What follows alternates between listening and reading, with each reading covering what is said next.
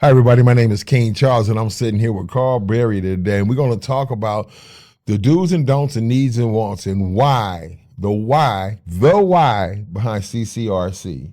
Welcome, Karl. Thank you. I'm on your platform today interviewing you, okay? All right. I'm honored to be here. Are you ready? Don't call me Freddie. Don't call you Freddie. Yeah, I'm ready. And if I'm not, I'll stutter until I come up with an answer. There you go. That's how you do it. Look, CCRC. There's so many layers to CCRC. I would like for you to tell us about 5 of the most influential layers of CCRC, where you're getting the most responses and the most ground on. What are they? First and foremost is a thing we call life management referrals. Okay. 26 areas of life, some of which could be mental health, could be substance use, homelessness. Uncle George is getting out of prison. You can't pay your electric bill. You can't pay your rent. We have, by email and zip code, we can find you help no matter where you're at in continental United States. So that's our first and most important and longest standing offering.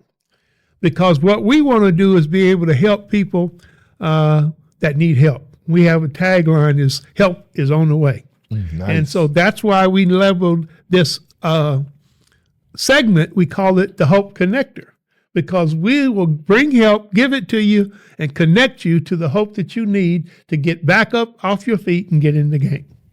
Now, in addition to that, we have consulting that we offer. A business does 5 things. He has operations, he has accounting, he has sales, he has marketing, and then he has social media that needs to be developed. And we do everything from business cards to balloons to websites, you name it, we do it. And so we also offer that service to nonprofits and social enterprise. For nonprofits, we have a program called G-Force. G-Force is a grant writing AI directed program. Trying to get a grant written in today's world is going to cost you $1,500 a month or more. Easy. You can call us and get a free AI interview. Tell us what it is you want to do, what you're capable of doing, and we'll go find, through the AI search engine, we'll find everybody that's got money for what you like doing. We'll send that in. We will write proposals for you to send in and ask for the money. And now here's the catch. Once AI does it, you can't submit AI's work because they're going to be able to recognize who did this. But you take it and you massage it and manipulate it, and we give it to you, and guess what? You go get you some money. Okay. That's a big thing that we do. We have a lot of incidental work because the name of our organization is Community Care Resource Council. King Charles is one of the resources. We've got 3,900 additional resources. And we take our network, leverage their network, and we end up with tens of thousands of people that are united in one effort to collaborate, discover synergy, and find people that we can help. Growing up, we hear a lot of slogans, we hear a lot of cliches, and I've heard this one long ago, and it's been brought to me quite recently, and I'm gonna run it by you, and because you kind of like my OG, so I'm gonna run it by you a little bit right quick. They say it's not about how much money you have; it's about who you know. Is this true? Yeah, that's called social values. There's a name for it. I don't know. You probably know before I do. That's social equity. And it's not what you know, but who you know. And the way you maximize your relationships is to spend some time earning and deserving that relationship. That means he can't always tell you what you want to hear. Sometimes you got to tell people the cold, hard truth. But guess what? Sometimes it's the cold, hard truth that people need to hear. And that some people, once they hear it, they like you because Some people are doing so well, nobody will tell them what they could do to improve. And when they find somebody that's strong enough and sincere enough to tell people what they think, they said, now this is my kind of guy. Yeah, because a lot of people will be around people and they'll just be yes men. You know, they'll just agree to your dysfunctional thoughts or whatever the case may be. Oh man, yeah, that was fly. No, it wasn't. It really wasn't. And I definitely would love people. I don't want to be the smartest person in the room, Karl. And I want people to call me on my stuff because it's very important. Now we're talking about relational currency. Let's call That's it the that. word. That's Relational currency. You know, we can barter ideas, we can barter business, but then on the back end, we both win. Let's talk about that. That's simply operating in what they call it with them. With them. With them stands for what's in it for me.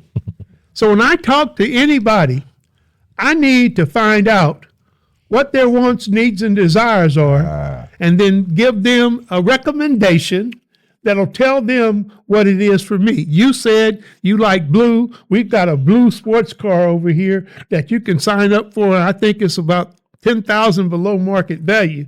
If you're in the mood for a sports car, let me know, and I'll get you connected. I'll get you a hookup. Okay. And so the thing about that social currency is that we have so many valuable relationships. And I tell you how to identify the value of the conservancy. Because when you look in your billfold, you got $1 and $5 and $10 and $20 bills.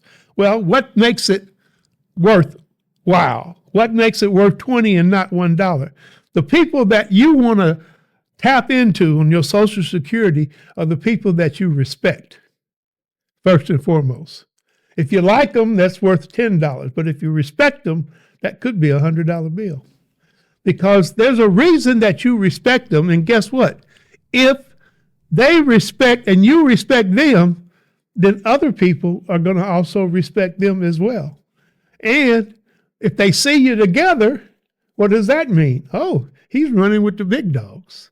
So that's my philosophy. Don't tell nobody. In fact, we're going to cut this out of the film because I don't want to trade all my secrets. But okay, this is kind of personal right here. Okay. We've been knowing each other for years, but quite recently you reached out to me. Why? I mean, you know, have you been watching me or what? No, not only for the last 6 or 7 years. You know, I met you 10, 11 years ago. Yes. Now, I peeked your whole card, as they say, at that particular time. But it was about 4 or 5 years later when you were just getting started in the radio business, and I was just getting ready to kick off CCRC. And I knew I needed to learn about social media platforms. I knew I had to leverage my already marketing skills and increase them so that I can operate in today's world. I was a media buyer. I used to buy radio, TV, billboard, newspaper. And a musician. And a musician. But, you know, those days are gone. Yeah. I did buy a new keyboard lately, so there might be some return effort on that. Okay. But from working with you and my experience with you tutoring me and giving me some help and hope, and even though we didn't get started and rock right away, I always knew in the back of my mind, I need to circle back around and check with Charles to see what's going on. And the thing that happened was I had a guy that was an Emmy award-winning producer. I mean, he's got all sorts of Emmys and records and accolades and works with all sorts of big-time people. And he's been doing some work for me, and his work was, I ain't gonna lie to you, it was good, real good. But I needed somebody that could do what you do, and that is to not only produce the spots, but to market them, to place them, and promote us. Because I don't have the skills or time to go on to social media and post video cuts. But you do that. And when I heard that, I said, I'm going to check out this guy and see how good he really is. And I'm sitting here, so. Thank you, thank you, thank you.